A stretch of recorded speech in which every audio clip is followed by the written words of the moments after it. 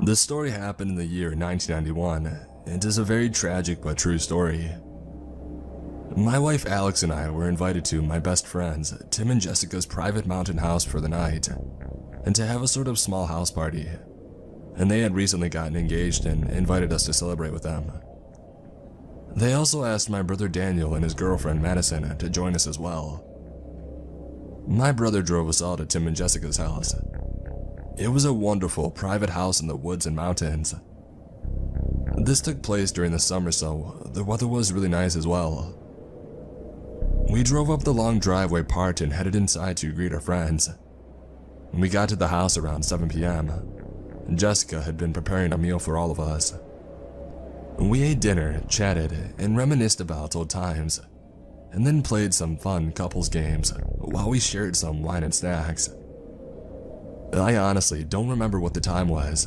I'm guessing around 10 p.m. or something. But we heard a knock on the front door. We all looked at each other with great confusion. I asked Tim if he was expecting anyone else, and he said no. Jessica opened the door and I stood next to her. And it was a woman. She must have been in her early 20s. She looked pale and had dark bags under her eyes. She said that she and her husband had broken down and they needed help.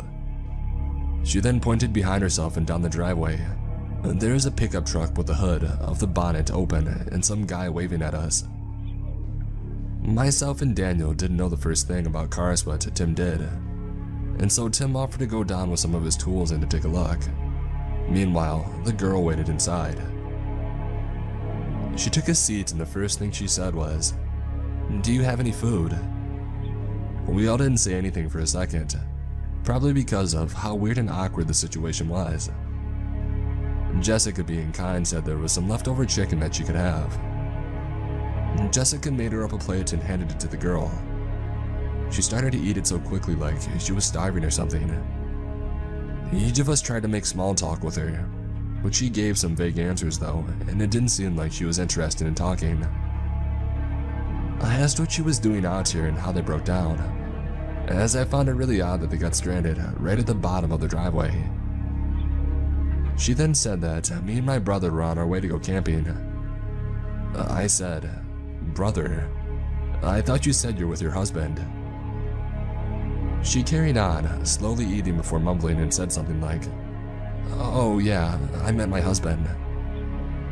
I thought, something just isn't right with all of this. And so, I went to take a look through the window down the driveway, and I couldn't see Tim or her supposedly husband. I said to my brother Daniel that we should go down and check if everything is alright, and he agreed with me.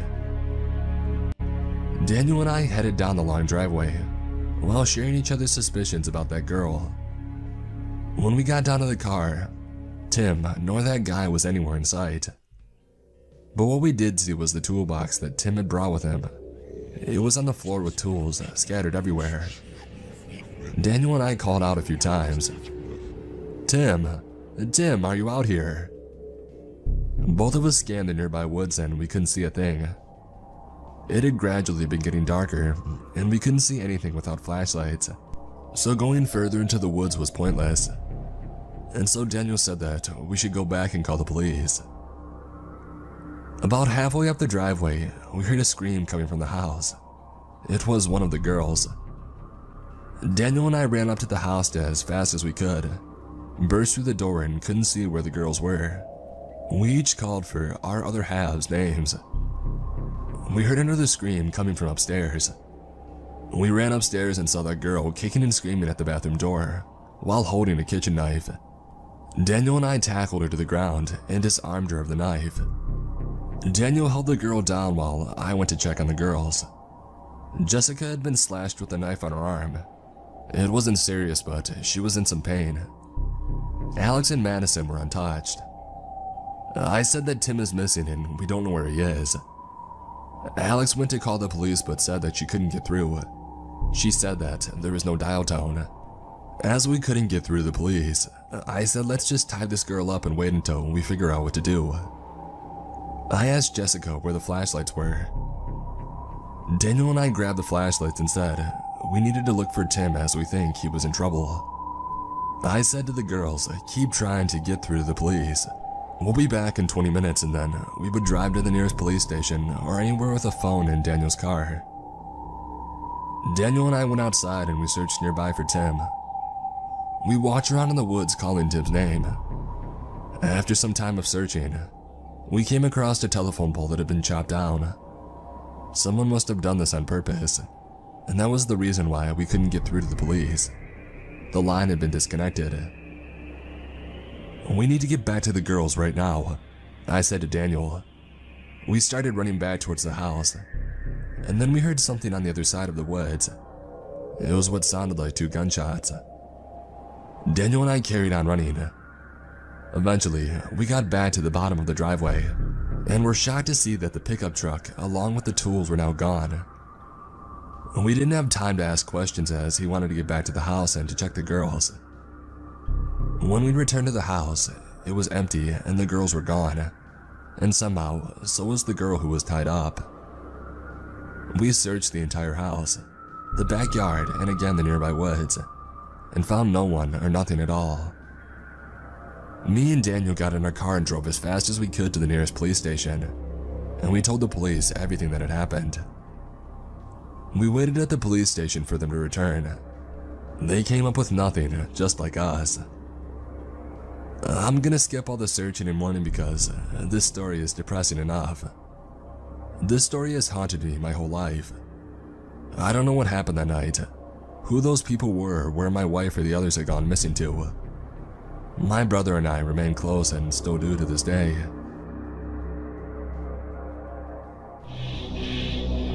My name is Gordon. I'm 22 years old, but this story happened when I was 10, and it takes place in Florida. Me, my 6-year-old brother, and parents were on our way to Disney World for the weekend. It was our first time driving there, and we got a bit lost. We had to leave in the afternoon, and it was quite a long drive from where we lived. And like I said, we got a bit lost. It was dark outside, and we had to drive through the country lanes, but it wasn't just dark. It was basically pitch black because there were no street lamps whatsoever. The country roads we were driving through were quite creepy. I know me and my brother were freaked out, and to be honest, I think my parents were too. We had been driving for a while and I had to pee very bad. I know we could pull over, but I really didn't want to because it was scary as hell out there. But unfortunately I couldn't hold it anymore, so I asked my dad to pull over. I got outside and I walked over to some nearby bushes, which led into a forest. It was pretty cold outside and I was shivering. Like I said, it was pitch black, but I could see a little bit because our car's headlights were on. I went to do my business when I heard a branch snap. I looked up and towards the woods and I saw some kind of light. It was a lantern. I looked closer and it was floating up, and then I saw it wasn't floating. Someone was picking it up.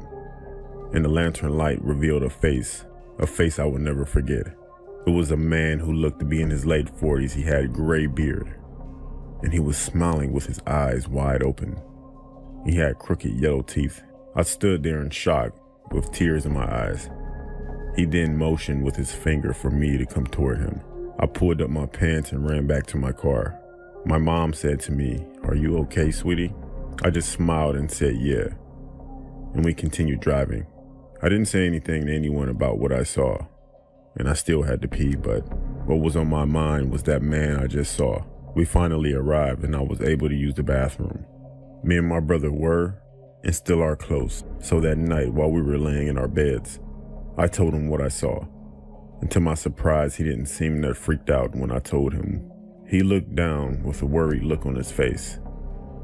Then he told me something he saw in the car while we were pulled over.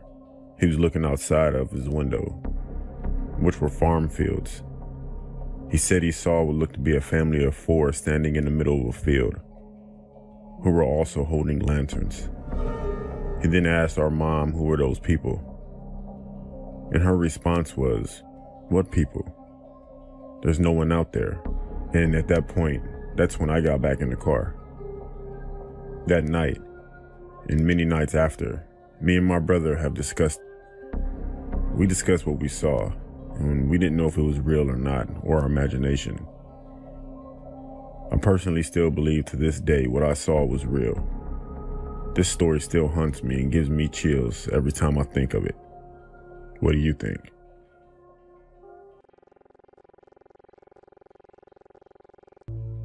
When I was in high school, about 10 years ago, I was home alone while my mom went to pick up my brother. And before my mom left, she told me to bring the dogs in. Now we had 2 beagles, one that was friendly but barked loud, and an older one that we had gotten from a shelter that was extremely protective and was not afraid to show his teeth. I usually ignored her and left them outside for a bit. I was in the back part of the house and was on a computer when I heard a noise. I walked to our front room and saw a young guy near the front door looking inside my house. I stood slightly out of sight and saw him walk back and forth between our window and then back to the door. And then he tried opening the door. Then he literally threw himself against the door. Immediately, my blood went cold and I rushed to the back door and quietly yelled for the dogs to come in. They ran in and I herded them to the front room. Then I saw the mailbox slot open. I saw his eyes. He was looking right at me. Right away, my older beagle got on the defense and growled. It was more like, "I'm gonna bite you" type of growl, while the other one barked. I got my phone and called my mom and begged her to come back home, in which she did with my brother. They looked around and saw no other signs of entry. I triple check every door now, and even though those 2 dogs have passed away, I keep our current dog near me when I'm home alone. That was one of the scariest experiences I ever had in my life.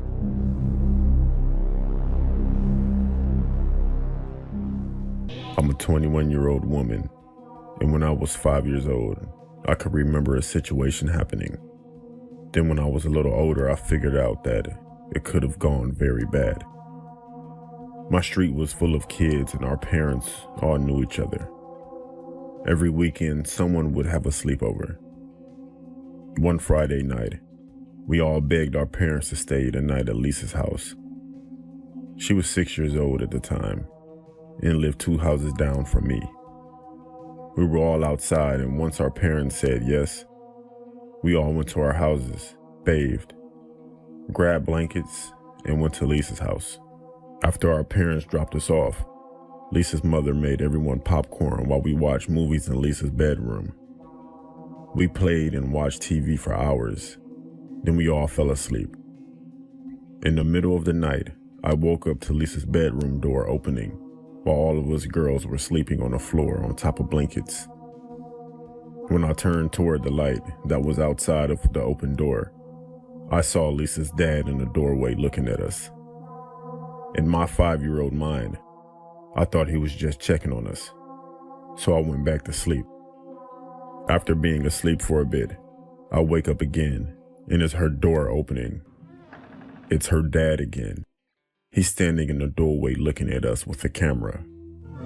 I thought it was weird, because he had his shirt off also. I didn't let him know that I was awoke. When he walked away from the door, I waited a few minutes and ran home. I knocked on my big sister's window, which was downstairs, and she let me in. I told my parents, and they never let me back over there again. A few years later, Lisa's father was arrested for trying to kidnap a little girl who was outside riding her bike near her house. Every time I think of that night at Lisa's house and what he was caught for, I cringe because who knows what he was thinking and what he wanted to do. I'm glad he got caught and no other kids got hurt.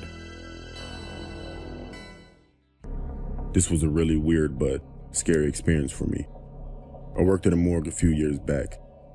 I'd also like to mention that this was the last time I smoked weed. Just throwing that in there. Anyway, on my way to work, one day I smoked a blunt. I bought the weed from some random guy, not my usual person. Anyways, this was actually my first day out of training, and they trusted me to be by myself. It was around 2 p.m. when I got to work, and everything started off normal.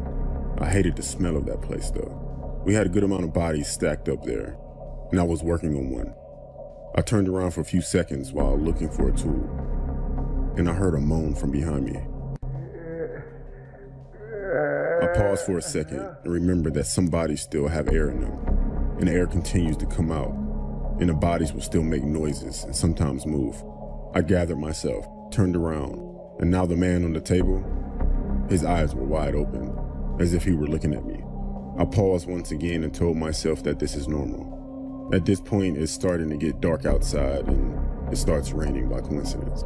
I know this sounds like a cliche horror story, but it really did happen. My anxiety was an all-time high, so I took a break. I had the munchies, so I decided to snack on a bag of chips. Then I heard something in the hallway. I couldn't tell what it was. At this time, I had the sweats, but I wasn't hot, but I was also really hungry. I got up to see what that was in the hallway. Then I heard something. It stopped me in my tracks before I reached the door. I stopped and I thought, I'm here by myself. I got the courage to walk into the hallway. When I turned the corner, I saw one of the bodies standing at the end of the hallway. I froze and I just stood there. This felt like a scary movie, but at this point I would be yelling for the person to run, but I couldn't move. I thought to myself, am I tripping right now? The body started walking toward me and I backed up. I rubbed my eyes for a few seconds, then I looked back down the hallway and the guy was gone. Again, I stood there for a few more seconds. Out of nowhere, every door in the building opened with force, and at the same time, that laugh again. I ran out of there so fast and called my boss. He laughed at me and came in while I sat in my car. He checked the building and everything seemed normal. I quit right there on the spot. I don't know. Maybe I was blazed, but the fear I felt was real. I know I haven't smoked since then, or ever worked with dead bodies.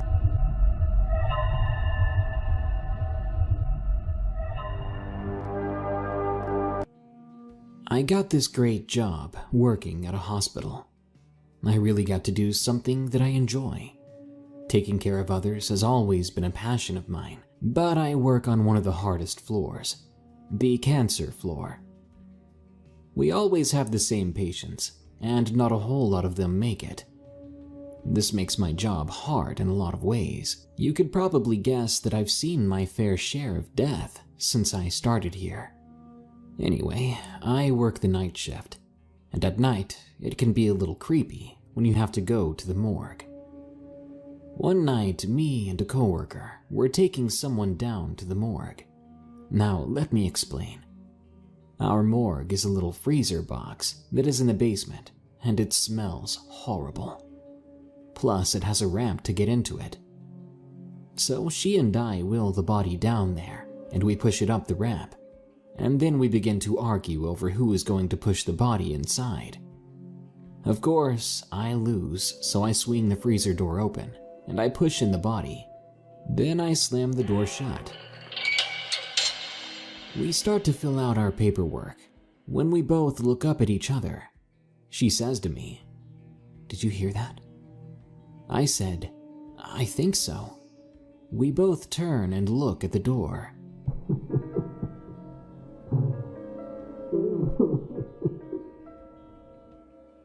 The two of us got cold chills, and the hairs on our arms were standing straight up. It sounded like someone was crying. We froze, turned, and looked at each other, then ran out. Halfway down the hall, she asked if I really heard what she did, and I told her yes. I really didn't know what to think, so I was telling one of my friends, who is a nurse on our floor, the story. She tells me that she has had similar things happen to her in the morgue. To this day, I will not go alone, and I always try to get out of going at all. We also have a tradition on our floor that when someone passes away, we open the window so the soul of that person is not trapped in the hospital to roam. I'm not making this up. It truly happened. If you don't believe me, I don't care. I know, and so does everyone else who works there. This story took place about 3 years ago. I started my new job working at a morgue that was about 3 miles to the countryside. For the first week, everything went fine. I got shown around the building, how everything works, and I understood my job. That was until I met the guy who used to deliver the bodies to the morgue. His name was Kenny. I first met him on the elevator. We shook hands and he made an inappropriate joke. He also stunk of smoke, had long greasy hair, bad yellow teeth, and a faded, poorly drawn tattoo of a snake on his forearm. My first thought that he was just weird. I figured I would only see him from time to time when he delivered the bodies. That wasn't the case, however, as he would come up into the building and talk to the staff. Apparently he had worked there for years and knew everybody. I asked a few staff members about him, and they kind of just shrugged him off as being eccentric. It was like I was the only one who saw through that. He would joke around with most people, but when it came to me, it was like he was a different person. The first time we met, he would make inappropriate jokes towards me. He would joke about the dead bodies that got delivered and make crude comments about the way the people died, and actually found it funny. One night, however, I was working on a body when I decided to take a little break. When I returned, I found the body was off the table and propped up against the wall. I almost had a heart attack. And then Kenny jumped out from the corner, screaming and grabbing my shoulder, shaking me violently. Then he stopped and laughed, telling me how good he got me, and my reaction was hilarious. This was the last straw, and I had enough and reported this to my superiors. My complaint was backed up by the footage from the CCTV cameras. The next evening, as I arrived into work, I saw Kenny walking down the corridor, and he didn't have his weird grin on his face. His look was much more disturbing. He looked furious, like he was a different person.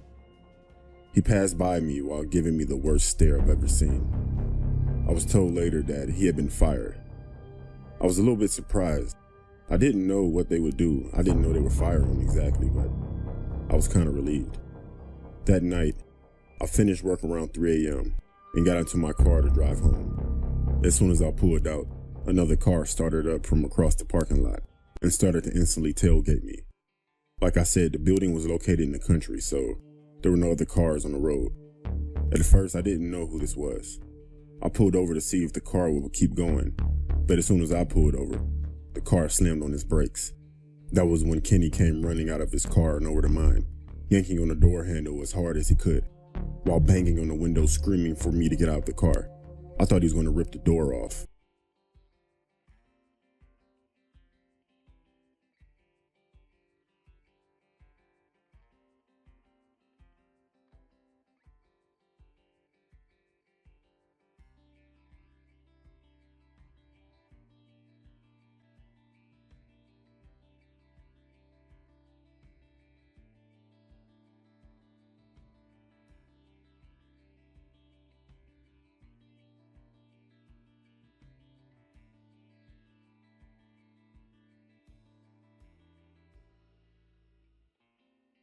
My brother is a mortician at a facility in New York, and one night when I was visiting, he asked if I wanted to go to work with him so I wouldn't be alone in his house.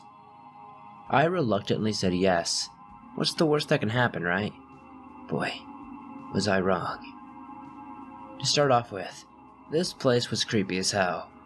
Dark and smelled funny. He said it was normal, and it was probably the smell of the formaldehyde, so I just ignored it. After a little time of chit-chatting and catching up, he told me that he needed to get to work, but that I could stay in the little adjoined office and watch some TV, and so that's exactly what I did for a little bit.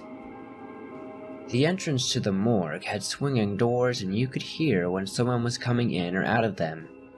He came to check on me a few times, so I heard them.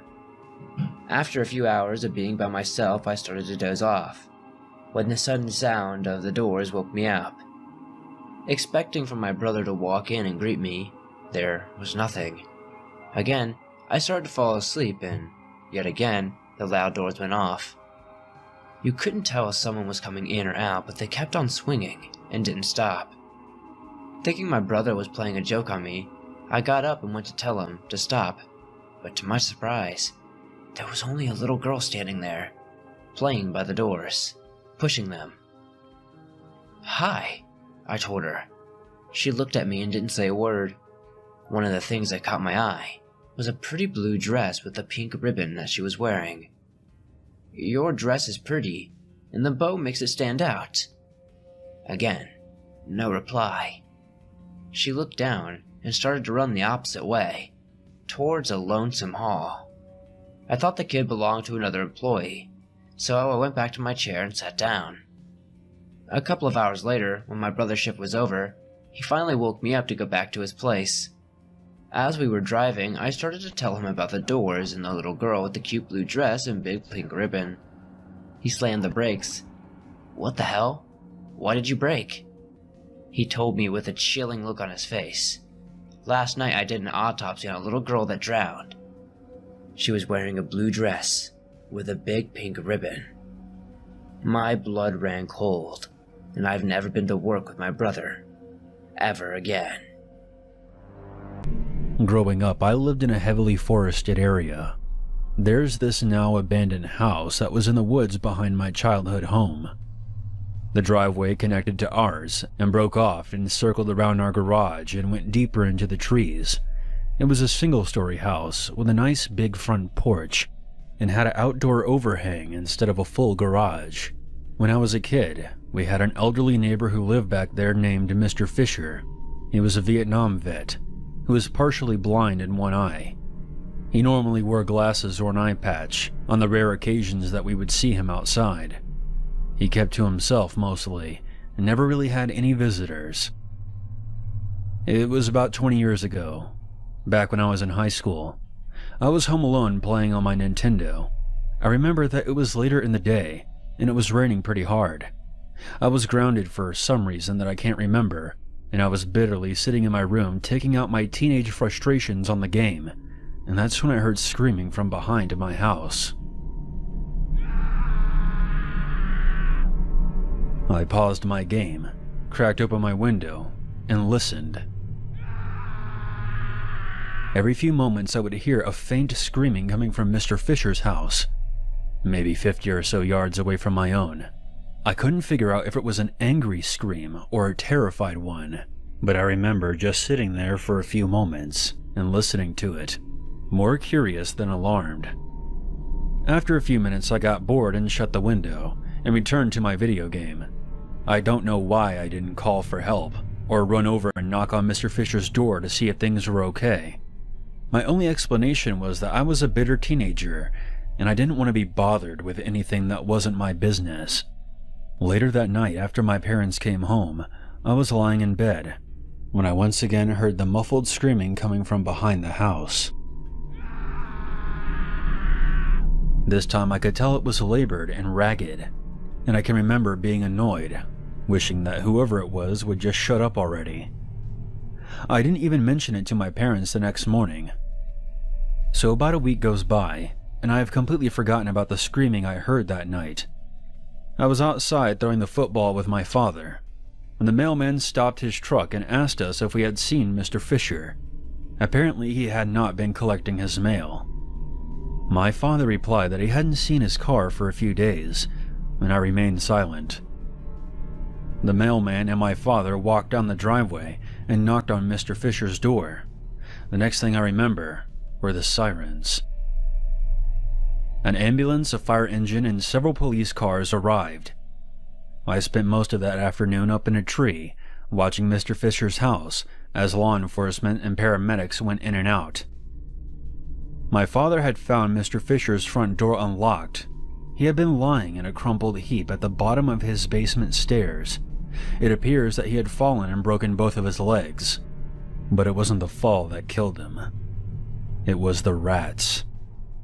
My father eventually told me that the coroner reported the man had been eaten alive while he was screaming for help, unable to climb back upstairs.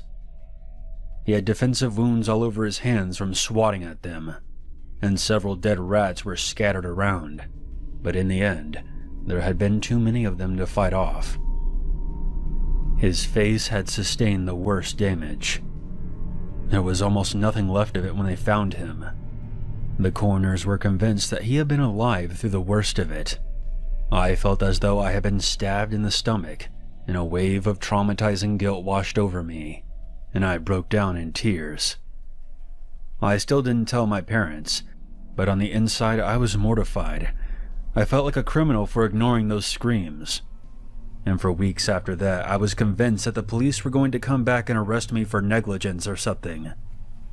For about a year afterwards, it traumatized me, and I carried the guilt around in secret. I started doing drugs and drinking alcohol to try to dull the pain.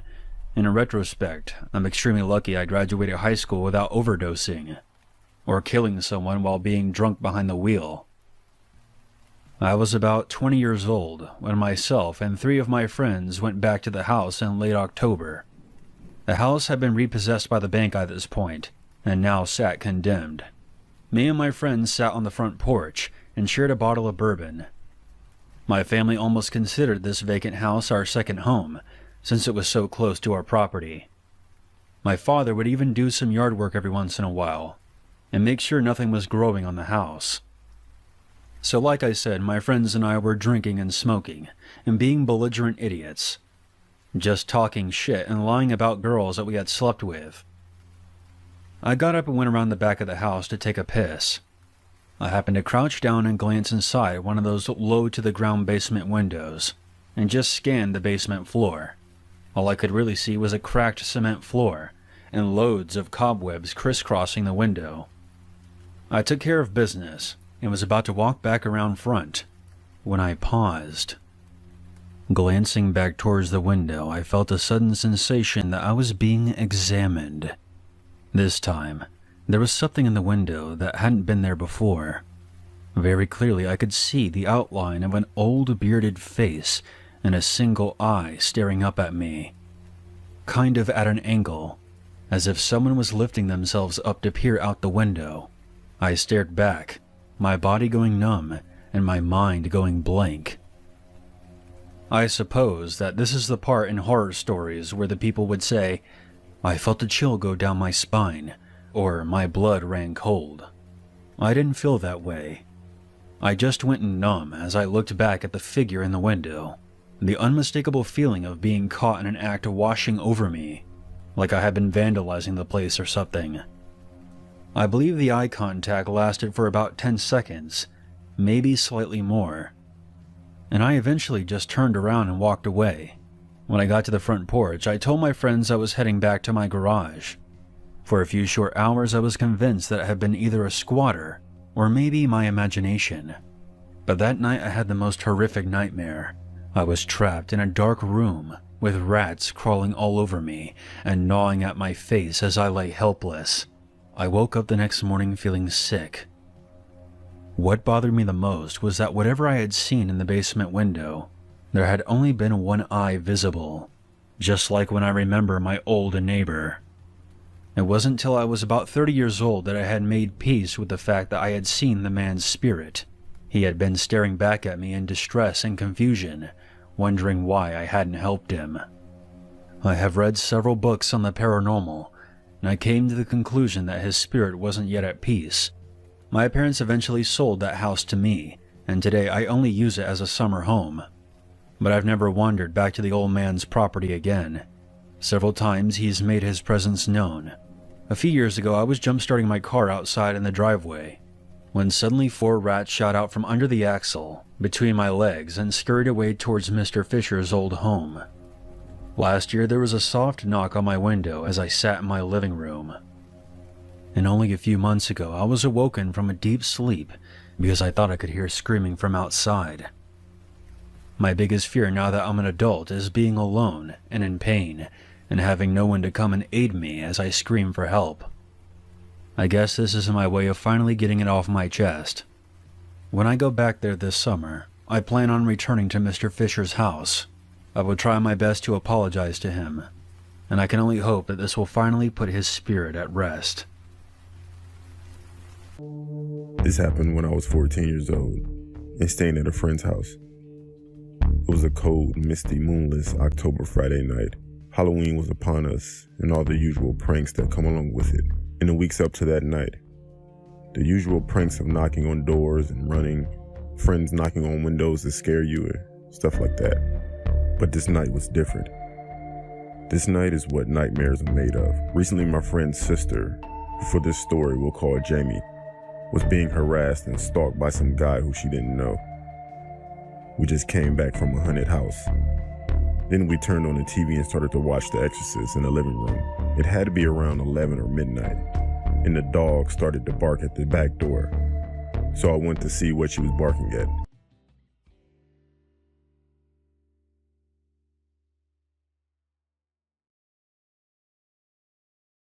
Went back in the living room and continued to watch TV with my friend. Then all of a sudden, Jamie screamed from her room. We ran to see what was going on. Jamie said someone was knocking on her window and saw someone run to the back of the house. Just then, we heard someone trying to pry open the sliding back door. And when I ran in there, I saw someone standing there with a ski mask and hoodie on. His eyes were void of feeling, void of any sense of morality. I made sure the extra lock was set, and he seen me do this and started to bang on the glass. Then all of a sudden, he took off running. I asked my friend if the front door was locked, and a look of terror came over his face. He ran to lock the front door, then all of a sudden it swung slightly open. Luckily, he got there in time to stop it from opening completely. The intruder got his arm inside the door. He kept pushing it open so ever so slightly, but my friend yelled for me to help as Jamie was frozen and frightened, screaming. I ran as fast as I could and slammed my shoulder into the door, smashing the intruder's arm in between the door and the door jamb. He jerked his arm out enough that we could close the door and lock it. The stalker was screaming and banging on the door, yelling over and over, "Jamie, I'm going to get you. If not tonight, it'll be another time. And I'm going to kill those kids for what they've done." I grabbed a baseball bat and my friend grabbed a shotgun out of the closet. We thought he was going to try and get back in. We called the police and waited what seems like hours before we went out to see if anyone was around. But all we found was handprints on windows and footprints in the mud leading to the backyard. The stalker's identity was never found out. And after that incident, Jamie was never bothered again. But after the incident, Jamie was never the same. She was quiet, distant, and it was hard for her to trust people. It took a long time for her to be herself again. It makes you think you never know who is watching you, who is following you in person or on social media. You don't know what their intent is, or if they have nefarious intentions. The world has become an information nightmare, and for that you never know who is spying, peeping, and lying, waiting to ambush you. You always have to be aware of your surroundings and ensure you are able to keep yourself safe.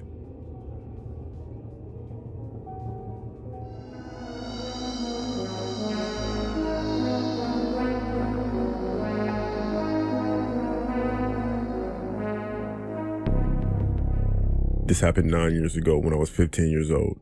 It was a Friday morning at school, and my friend told me that she would spend the night.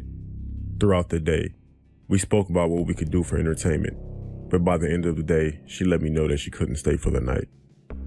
On my way home, my mother texted me to let me know that I would be home alone tonight because she picked up a shift from 7 to 7. She was a nurse and that happened frequently.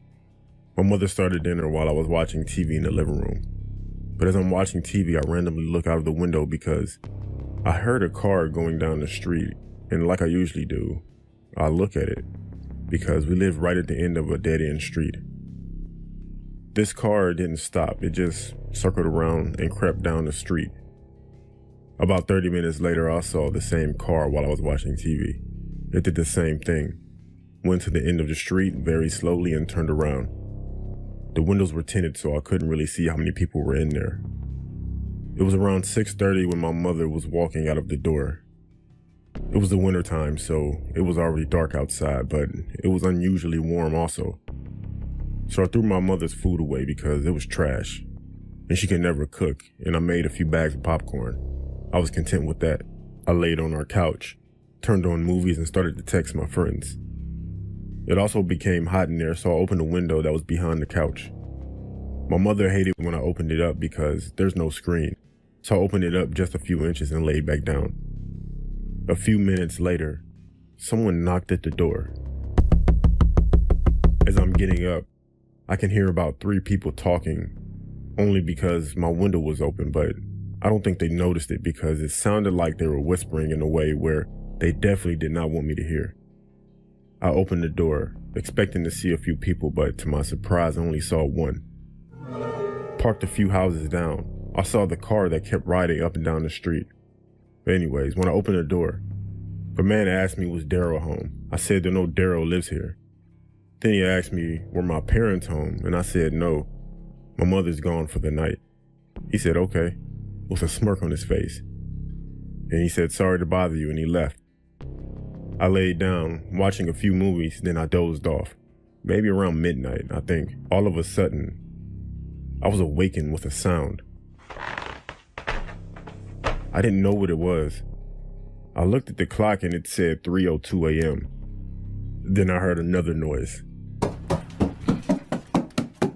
It was footsteps behind me outside of the window on my front porch.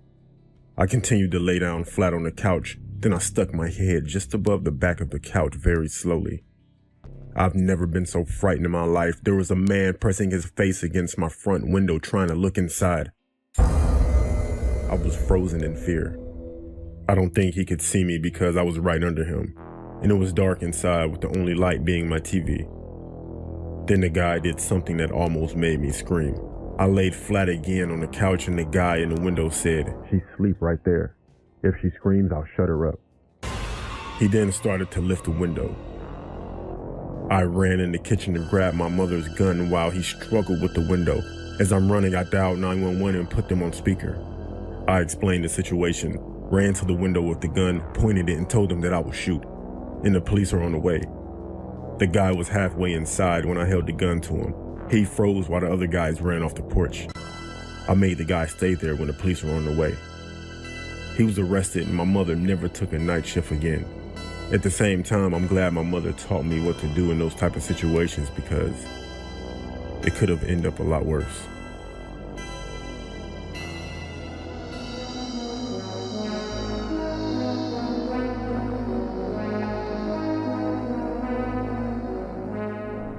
This story happened August 14th, 2003, when I was 14 years old.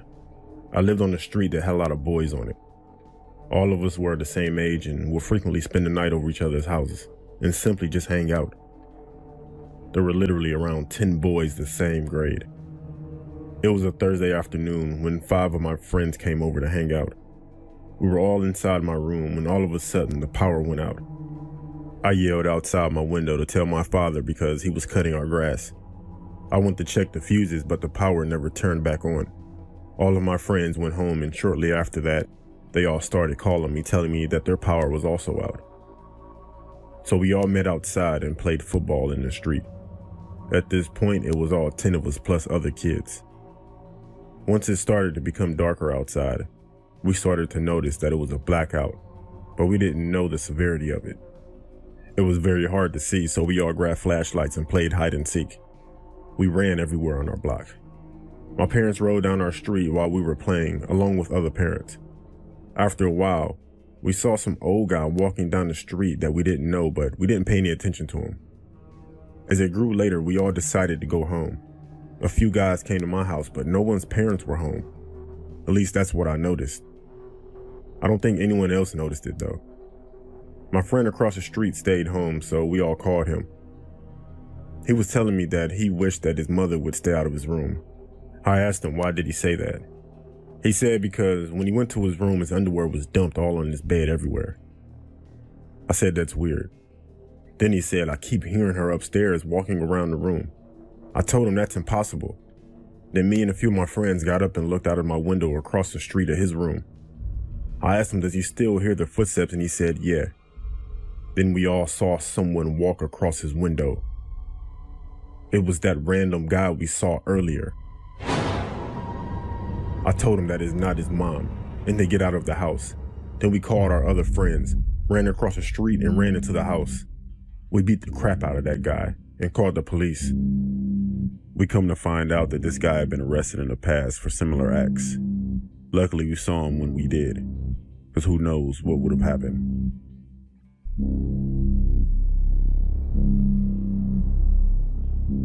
I've gotten Ubers plenty of times before, but this one experience I had a few years ago was the creepiest and weirdest of my life.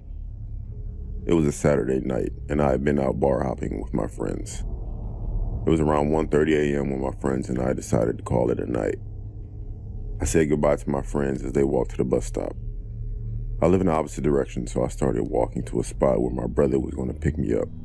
But as I pulled my phone out, I had received a text message from my brother telling me that he can't pick me up as he had been called into work. He works nights. I opened up an Uber, and there was this one guy about 2 minutes away, so I clicked for him to pick me up. His name was Jim, and in his picture he was a balding middle-aged man with a mustache and some stubbled facial hair. An old car pulled up beside me. Jim looked out the window and confirmed that he was my Uber ride. Once I got inside, I noticed there was another person in the passenger seat. I said, "Oh, hi." They didn't reply to me. I asked Jim how his night was going. He didn't reply either. I was too drunk and too tired to care. Destination to my house was already on the app before I made the call for the Uber, so Jim started driving. I was scrolling through my phone and texting friends, and I started to hear Jim whisper and mumble to himself. I couldn't understand what he was saying, and if he was talking to me or the person next to him, but I ignored it. As we were driving, he started to become more on edge, and the things he was whispering to himself was becoming more coherent. One thing I heard Jim say in a loud whisper was, "You do it. I can't risk going back to jail."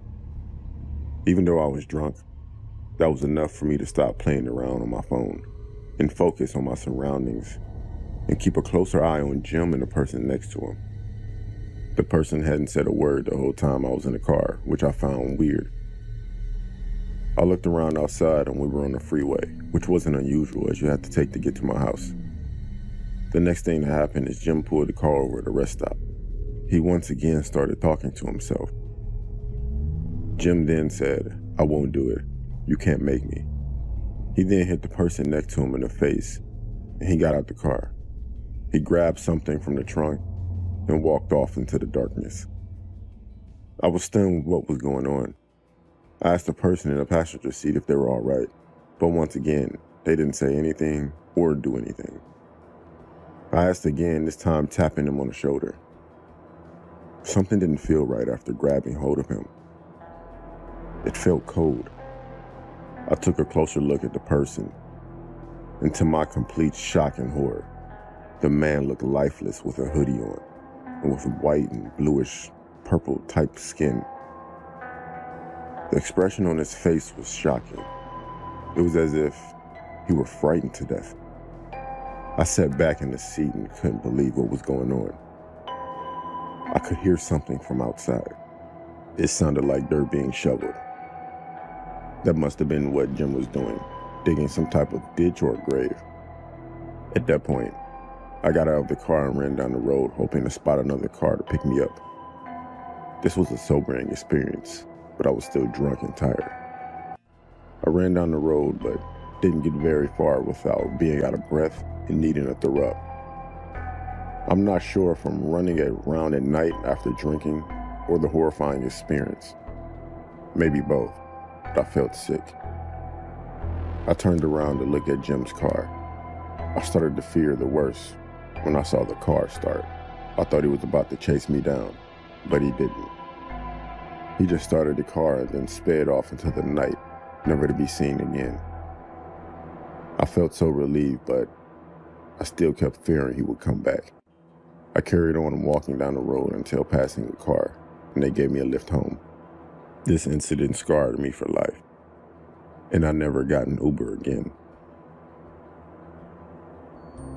My name is Kyle, and I'm an Uber driver and have been for around 3.5 years.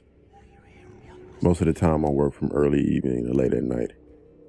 I've had my fair share of rude, weird, and awkward customers, but I never thought I would have my life threatened. I think it was a Thursday night about 10:30 p.m. I get an alert from a guy named Caleb, needing a ride to a house that was located in the countryside. I pull up to a guy wearing dark blue jeans, a black hoodie, old white sneakers, and a baseball cap. I roll my window down and ask if he's Caleb. He nodded yes and got in the back of my car. I looked at him in the rearview mirror. He was just looking out the window with his cap down, and had both of his hands in his pockets of his hoodie. That was enough for me to know that he was interested in conversation, and the destination was already set up as I picked him up, so there was no need to make small talk either. As we were nearing the house, he sat forward and started looking out of the window, like he was looking for something or someone in particular. He was looking around the quiet, dark forest area, as was I. I then heard something thud on the floor of my car. Caleb then picked it up, whatever it was, and put it back in his pocket. But I took a look in the rearview mirror and saw that it was a gun. The butt of a handgun was sticking out of his pocket. I looked at Caleb to see if he'd noticed me looking at him, but he was still looking out of the window. My heart started racing and I began to panic. I was thinking like I was about to get killed and needed to think quickly on how I'm going to get out of this situation. We pulled up to an abandoned cottage that had been vandalized and forgotten about for years. And outside were 3 hooded men standing around a barrel with a fire inside.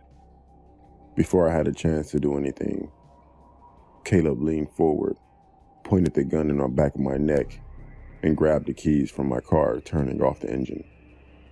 At that point, the 3 men turned toward the car and started slowly approaching.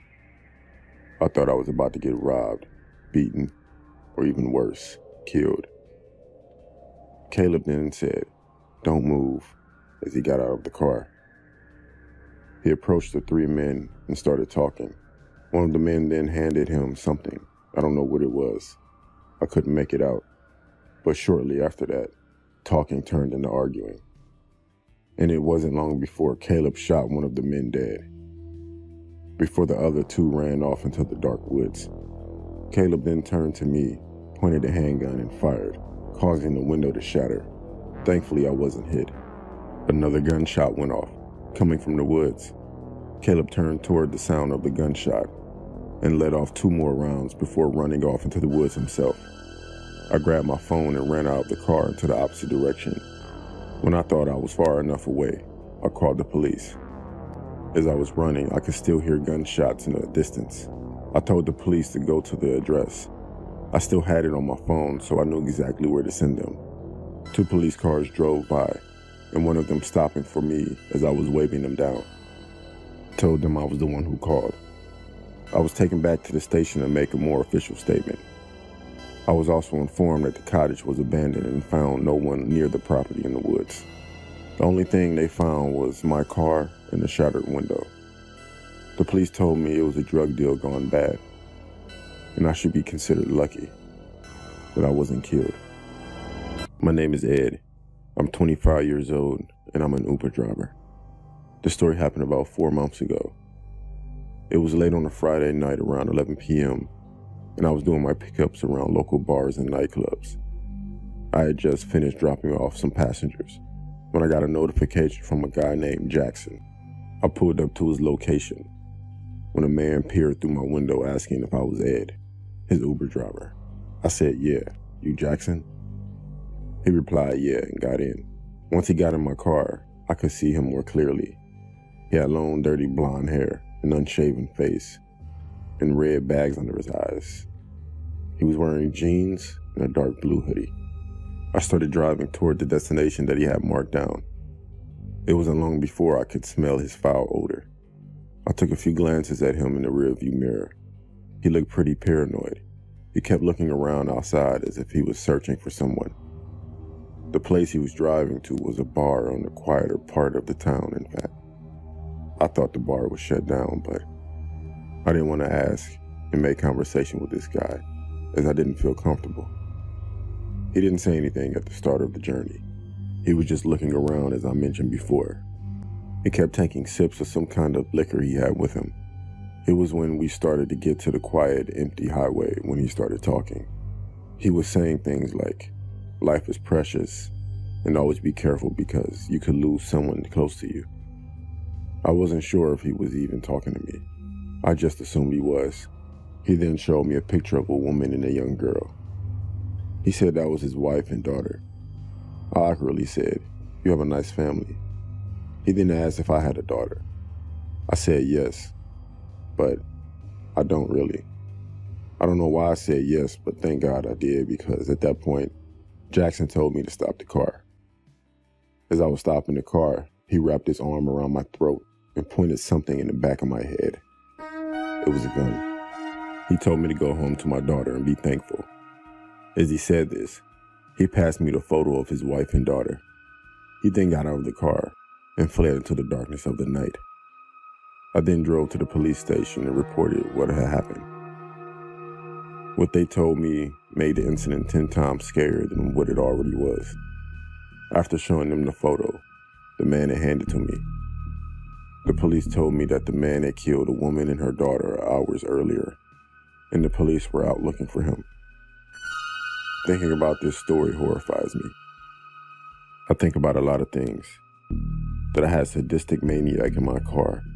Now he murdered that woman and child. I also think about how I told him I had a daughter. I honestly think if I hadn't, he would have killed me. He wouldn't be here to tell this story. As far as I know, the police still haven't found Jackson, and he's still out there somewhere.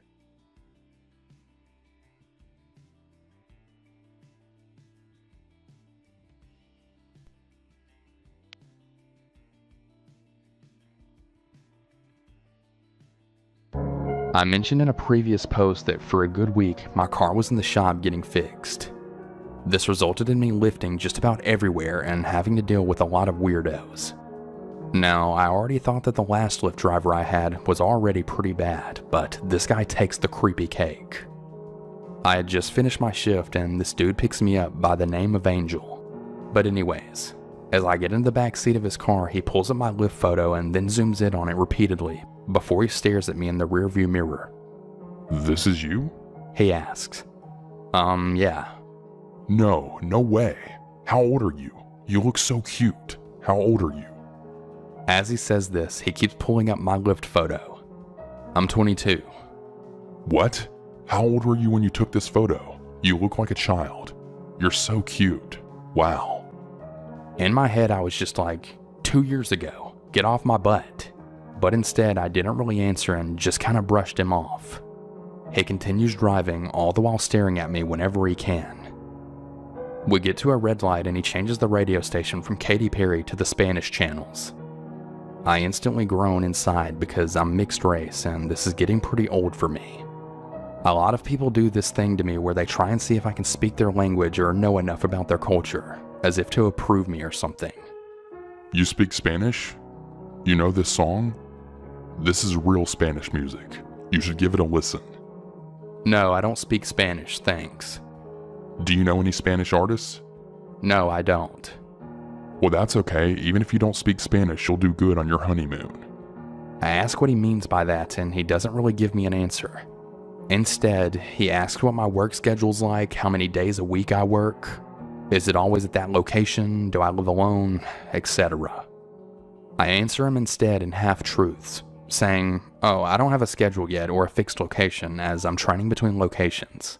That way he can't really find me or know my routine at all.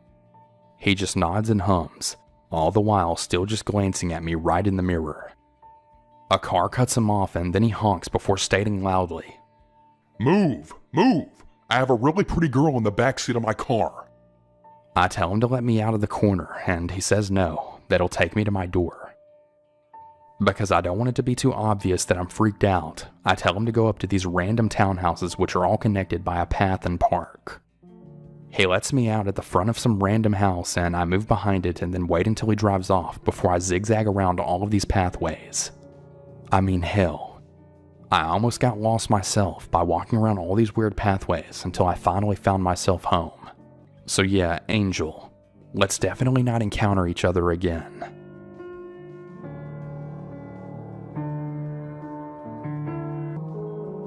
Me and my girlfriend were in a city in Texas right off the highway, and we stopped at a tiny little gas station to get some beer and chips and such. For some reason, when we pulled in, I felt the need to say, "I actually think I need to come in with you this time," which was really weird because I usually always stay in the car whenever we go places, or if I do get out, I don't ever feel the need to announce it. When we walked in, everything felt normal. We were kind of just laughing and joking around about the half-naked Modelo girl cutout had a super pixelated face. We then started looking at all of the beer, and I was being really indecisive, but could tell that we were both getting really sketched out, so I just grabbed 2 coconut margarita type drinks without even thinking about it and rushed to the counter, thinking that we needed to get out of there really quickly. There was this growing feeling of being watched. It was like pure malice that I haven't felt before. I can't really describe it. There was an old Hispanic man leaning on the ice cream cooler right by the counter and pretty much watching every customer. Everything just felt slow. It's hard to explain. When I put my things on the counter, the man started smiling at us really wide and then started talking in a very strange manner. It was like he was trying to be charming or personable, but really just came off as really creepy. Outside the door, I could see a man in a red jacket also just staring through the doors, just watching and waiting. It was pretty obvious now. These men were waiting for us. It's really hard to explain the overwhelming feeling of dread that we had, and I didn't really talk about it until we were driving out of the parking lot. The man in the red jacket was still circling the building and watching us as the car drove off. The city we were in, it has a pretty bad reputation for having a lot of human trafficking victims coming in and out, and I honestly think that they were just waiting to find the perfect victim.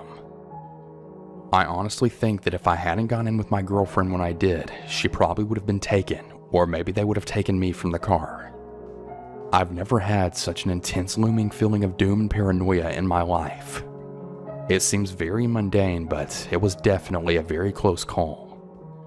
We kept discussing it the rest of the night. We're really lucky that we went in together and got out as quick as we could. I mean, who knows what could have happened.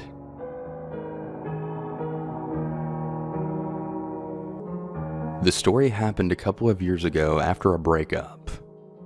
I had a little time to myself and I just wanted to meet new people. Not necessarily to hook up, but just go on dates. Here enters JB. Seems nice enough, and we met at the nearest city. We had a pretty good date, and I say goodbye. We make some more arrangements to hang out, and eventually we end up back at his flat in an area of a city that I knew quite well, as I lived there as a student. So I felt pretty confident and comfortable that his flatmates would also be home, and that I wouldn't be completely alone with them. We're sitting downstairs watching The Office when his flatmates come home and they're making their meals, and then he suggested finishing watching an episode upstairs before I left for the bus. Well, he has the smallest room with a single bed and no chairs. He lays down on the bed and I sit on the end of it. He encourages me to move up and I awkwardly do just that. He says that he can't see, so to lie down. So I lie down on the bed pretty uncomfortably, but try to think logically, and we hadn't even kissed yet, so I mean, what could really happen? Right at that moment, I really wish that I had just left. Without even a cuddle or anything, the guy just grabs my arm and then tries to shove my hand down his shorts. Nope. Luckily for me, I was kind of clutching my handbag pretty close-ish, and I just flipped out of the bed into a standing position, threw my bag over me, and then ran downstairs, with him saying, "Oh my gosh, I'm so sorry. Please don't leave." He had no shoes on and he didn't know that I used to live in the city. I was so out of there and down a different street that we had come down earlier. I was totally freaking out at the bus stop and on the phone trying to get a lift home before he finds me. I finally make it home and no, I never see him again.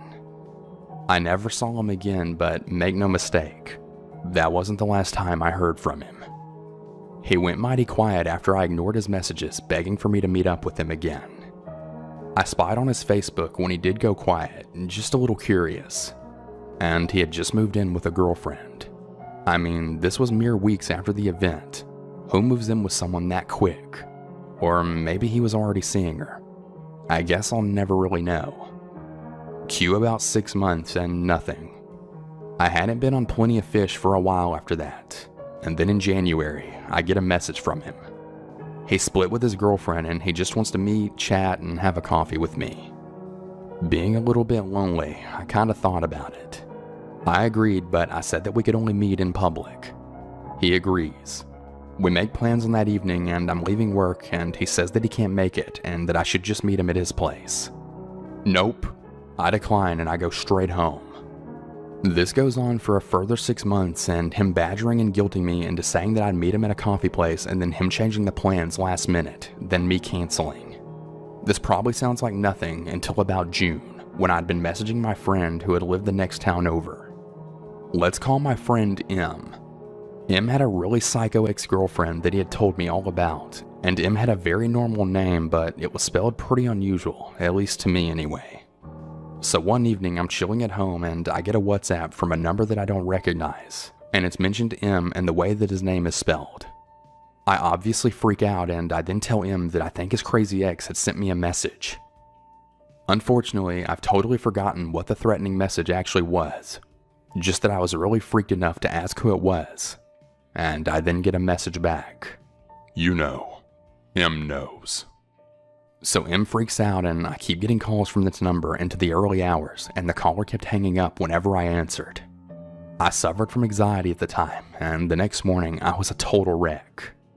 I went to work and got another slew of random calls. Later that night, I decided to tell my cousin everything that happened, and she called from her phone. Guess whose voicemail she got? Yes, JB. She leaves him a message saying to not contact me ever again, or else the police will be involved. I check his Facebook a little while later, and he's apparently moving back to his home country. Hopefully I'll never meet him again. This probably wasn't the most scary or creepy encounter, but it was really playing on my mind, and it really creeped me out. I remember this like it was yesterday. My brother and I were home alone for the night, while our parents went out with their friends. He's 17 and I'm 13. My brother left soon after my parents, even though he was supposed to stay home. Recently, a new neighbor just moved in next door. Some old guy. I saw him speaking with our parents the first day at his house. Anyway, we live in Florida, and it was the wintertime, so it wasn't too cold. I say this because we have a pool in our backyard that's heated, and I love swimming. At around 10:30 p.m., I decided to go swimming. I called my friend to let him know, so he said he'll come over. He only lives about a street away.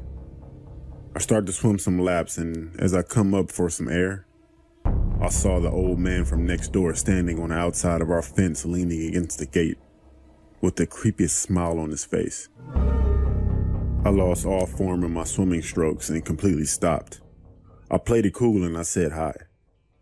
He didn't even say hi, he went straight to, I noticed that your parents aren't home.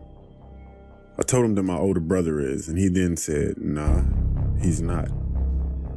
I didn't see him when I was watching you through your bedroom window. I didn't say anything. I was just shocked. He opened up the gate and started to speed walk toward me. I began to back up in order to climb out of the pool while yelling help. He was getting closer, then he stopped and looked behind me. My friend was on the other side of the fence running toward us, and also on the phone with the cops. My neighbor ran into his house. The cops came, but the old man denied everything. He didn't know that my friend recorded him before he called the cops. He was arrested and eventually moved away. I don't know what his plan was, but I'm glad my friend showed up. Obviously, my parents were pissed at my brother for leaving when he was supposed to stay at home to watch me. But they were happy I was okay. To this day, I haven't seen that guy since.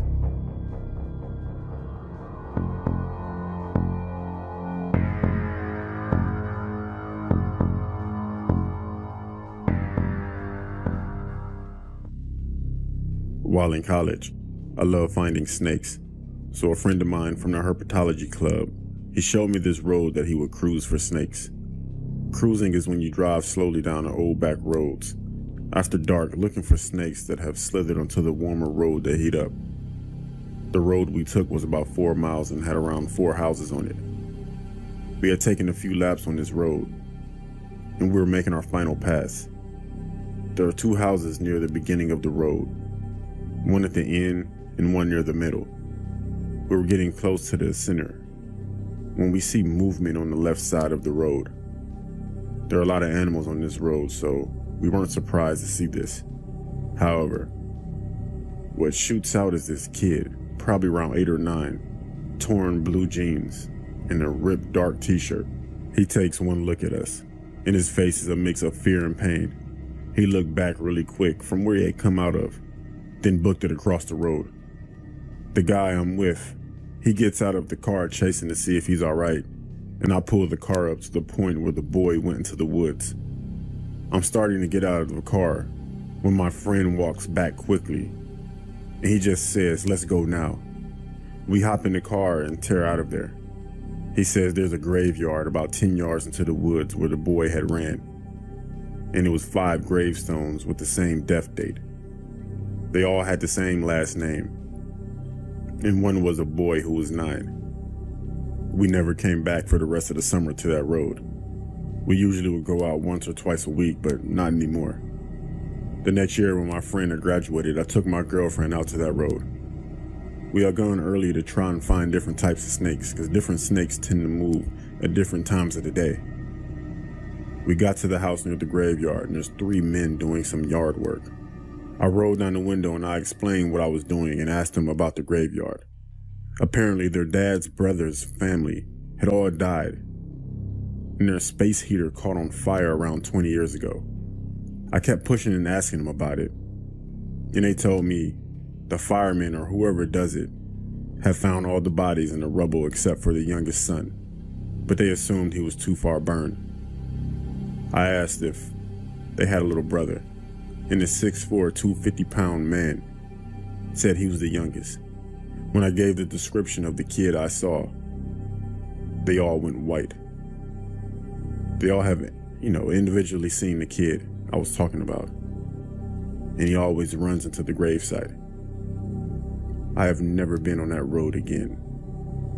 Honestly, I have no plans on going back. I'm not too fond of the paranormal.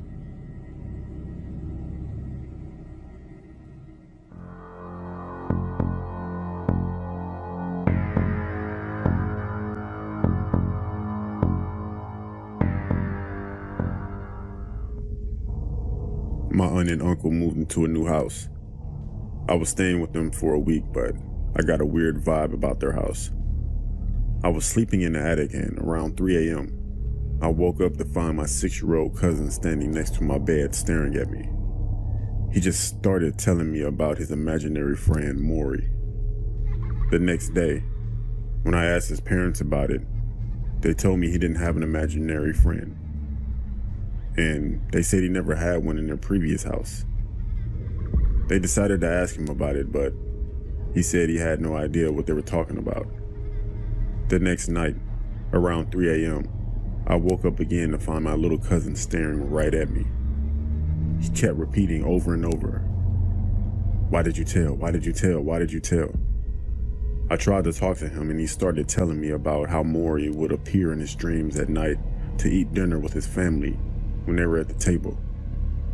I asked him how he met Maury, and he told me that Maury came to him and asked him if he can come inside of him. He said, "Yeah, sure, come in." That's when Maury started to come beside his bed every night to talk to him. The next day, I told his parents, but they didn't believe me. They thought I was making it up. On my final night in the house, I was awoken by a faint thumping under my bed. At this point, I was very scared, but I worked up the courage to peek under my bed. I found my little cousin hiding under there. He said he was protecting me. He told me that Maury couldn't trust me and he wants me gone, and that Maury won't hurt me if he's there to protect me. Then he started going back and forth with someone who wasn't there, moving around like he was wrestling with someone. Then I heard the words, "Kill him." It was a deep, raspy voice that I've never heard before. Those were the last words I heard him say. I ran faster than I ever have before and made it at least 3 blocks down the road before my aunt and uncle caught up with me and begged me to come back. They asked me what had happened, and when I told them, again, they didn't believe me.